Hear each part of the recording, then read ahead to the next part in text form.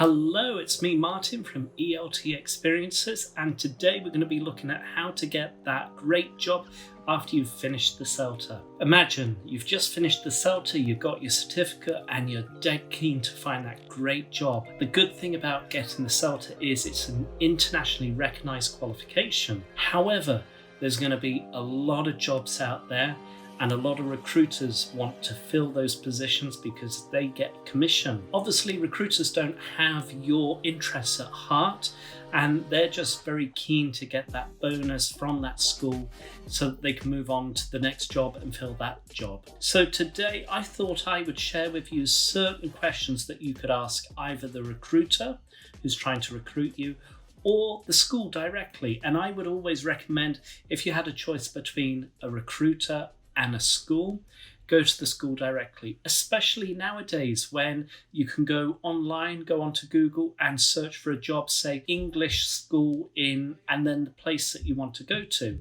And then you'll have a list of different English schools in that certain area, and you can send an email directly to the school rather than going through the recruiter. Anyway, if you are dealing with a recruiter, hopefully these questions will help you when you're trying to find that great job after the CELTA. There's 3 areas that you should try and find out a bit more when you're trying to find a job. These could include the conditions, the school, and the classes. There's certain questions you need to try and ask when you're looking for this particular job. So when it's under conditions, you need to consider the teaching. So a couple of questions that you could ask: how many contact hours am I expected to teach a week? So if you're expected to teach 30 hours a week, that is a lot. Obviously, you should be looking at around 20 hours to 23 at the most, but 30, 40 hours a week, it's a huge amount and you will be burning out before you know it. The other aspect about teaching is you could ask about whether it's split shift, mornings, evenings, weekends, and that sort of thing. So if you're looking at split shifts, again, you're going to be burning out because you're going to be working in the morning before everybody goes to work, like 6 or 7 in the morning, and then in the evening when everyone's back from work. And usually adult schools will be looking at split shifts. And as I said, you're going to be burning out. You're going to have nothing to do during the middle of the day. You're going to end up feeling tired and lousy. And all you want to do at the end of the day is just to sleep and then wake up really early again and do the whole thing again. By the weekend, you'll have nothing that you want to do because you're going to be so tired and you're going to end up hating that job. Also, if you're going to be working weekends, then you need to know. And obviously, some countries consider the weekend to be certain days in the week, and other countries consider it Monday to Friday.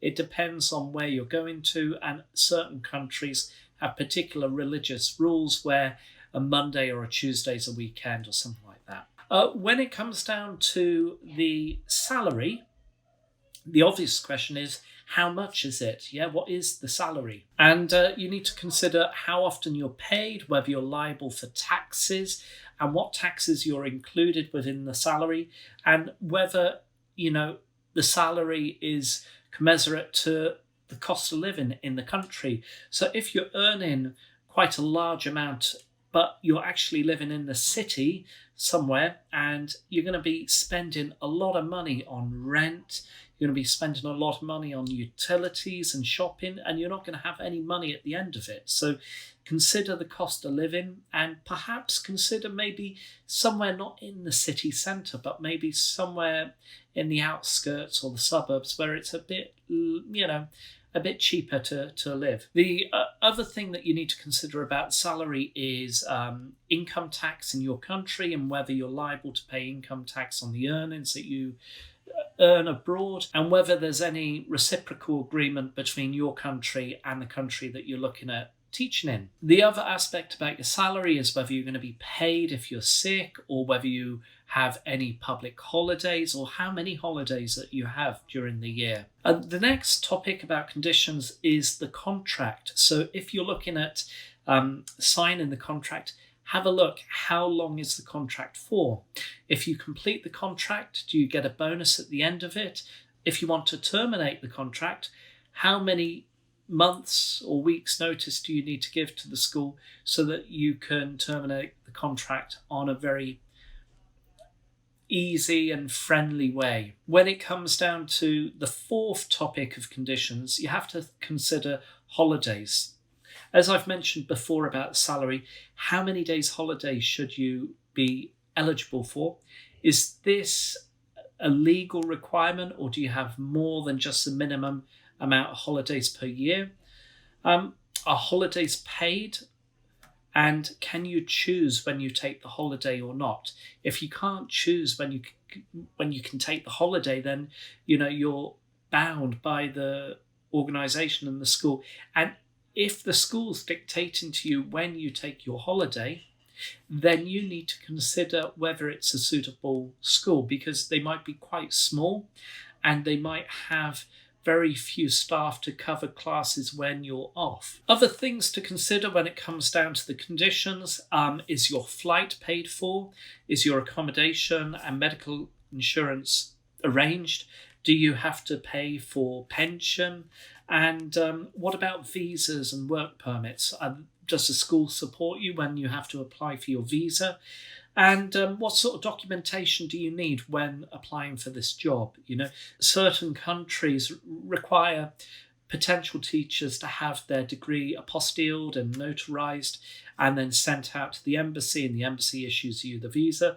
It's quite common practice, but what's the actual process with the country that you're heading towards? Okay, so those were conditions, and the next step that we're going to look at is the school itself. There's a couple of things that you could look at when it comes down to the school. The first thing that you could ask is, how long has the school been going? Has it been going 10 years, 15 years, or is it a very new school and could it collapse, in a couple of months? If it's not very well established, then you have to be a bit more cautious, and hopefully, you find a suitable job, a well-established school, especially with your CELTA, and ask the question, how long has the school been going for? The next question you could ask to follow that up is the school part of a chain? Do they have a number of schools in that particular city or country? Or is it a franchise? So do they have to pay someone for the name of that organisation? Do they have to pay the franchise? And, how long has that franchise been going? Is it an internationally well-recognised franchise, or is it just a franchise based in that country? Another question you could ask the school is, where is that school's market position? Is it in the top, or is it in the middle, or is it trying to find as many students and cram them in the class as much as possible for as little as possible? But try and find a top quality to upper middle of the range school and you should be fine. But ask the question, where do you see yourself in the market as a school? The next question you could ask about the school is, how many teachers do you have? How many English-speaking teachers do you have? And how many teachers do you have that support other skills such as grammar and reading and writing? Obviously, I don't want to use the term native and non-native, but if you're happy to use that, you could ask, how many native and non-native teachers do you have? Obviously, that's not important, but it gives you an idea of how many teachers are working there. And you could also ask, how long have teachers on average been working at your school? The next question you can ask is about students. So how many students do you have in your school? What ages are taught? What levels are taught? Are there any specialist courses which you cover? And is there any teacher support available? Is there a director of studies? Are there any senior teachers? Is there any teacher development or observations or anything else like that which can actually help new teachers just off the CELTA? Obviously, the final thing that you could ask about the school is whether it's connected to any local organisations or English teaching organisations as well. You can also ask whether the school is recognised by a particular scheme. So, for example, in the UK, we have the British Council and English UK, but also abroad, there's certain accreditations and schemes available which schools can use, and just check to find out what the schemes are and what the accreditation is. Okay, the final thing that you could talk about and ask about is classes, and we've touched upon this very briefly. And the final few things that you could ask about classes is how many different levels are available in your school? What ages might you teach? What's the maximum number of students in a class at any one time? And will you be required to teach exam classes or, preparation classes for particular exams? The other thing that you could ask about is what materials and course books are used within classes. And this will give you an idea of, the sort of curriculum that they have. And you could also ask about further material and what other material they have, as well as course books. Do they have flashcards? Do they have a lot of materials that teachers could dive in? Is there a staff room? And do teachers share their own teaching ideas with other teachers? The final thing that you could ask about is equipment.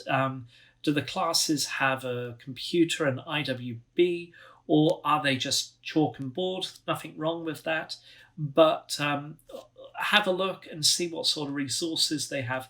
And the final recommendation that I would give anyone, if they're looking for a particular school and you're very keen about the school, ask whether there's a teacher representative and whether you can speak to the teacher directly or email the teacher about particular questions that you have. And that teacher will probably, if the school's good and they trust their teachers and the teachers are valued, then there will be no problem with the school offering a teacher representative for you to contact and speak to or email when it comes to find out a bit more about that school outside of the school context. And hopefully that will give you a better idea to make that decision whether you want to go for that job or not. Well, I hope today's video helped you. I hope it gave you a few ideas of what you could ask when it comes down to a job interview, when it comes to English schools. And also, if you did enjoy this video, please hit the thumbs up, hit that subscribe button, hit the notification bell and all that bits and pieces. It would be great to see you next time. And don't forget to happy teaching. Bye bye.